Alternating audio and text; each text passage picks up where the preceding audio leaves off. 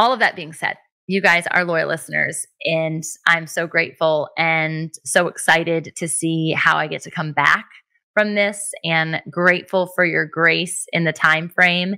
And I know there's probably questions lingering on what's happening, what's going on.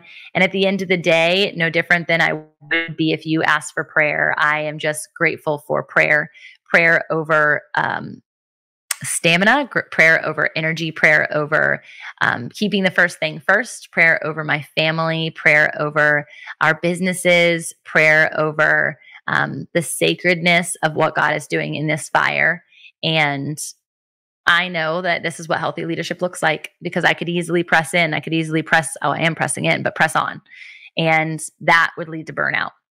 And that's a different type of fire, right? A fuelless fire will run out. And we cannot, as leaders, as messengers, expect to pour from an empty glass. We say this a lot. You've been heard from many pulpits. They teach this, and sometimes they example it where they have nothing left to give and their glass shatters.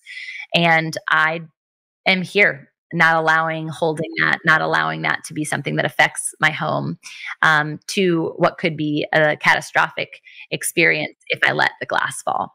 So I'm going to read the dedication to this book, More Than Enough, and I am going to tease this companion guide, this leader's guide that you will have access to as a community here shortly, so that if you already have our book, the More Than Enough book, if you want to host a book club, if you want to be invested in this experience of the silent struggle of a woman's identity, of processing through with other people, or maybe just yourself, what does it mean to be more than your past? What does that mean to be more than your religion, more than your job or your body or your wife role or a mom?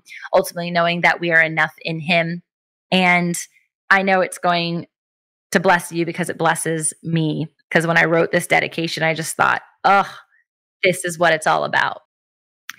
So this book is dedicated. It's dedicated to all the Esthers willing to speak up for the marginalized, all the Deborahs sitting at the table with men and standing her ground, all the Abigails who refuse to remain silent in the name of justice, all the Ruths who have fought and are still fighting to break generational curses, all the Hannahs who carry the heart of Mama, no matter their call, their mission, or their age. All the Sarahs who remain steadfast in faith, patiently waiting for the fulfillment of His promises. This is to all the Rahabs who undermined their value for an unspoken past that left you empty and isolated, and yet led you to Jesus. This is to all the Marthas running around making the most of this precious life and their homes. To all the Marys who have found rest in Him and still perhaps struggle with an internal battle of the past. All the battles, all the beautiful helpmates, all the Azer Connectos. This book is dedicated to our sisters, our moms, our friends, our daughters, the generations past and the generations to come. You are the warriors, and you're worth the fight, and you're also worth the written reminder that's in this text. May this book cement your identity and remind you that you truly are more than enough. He proved it on the cross. Now, let's show up like it. And so that's my mission in the next several months.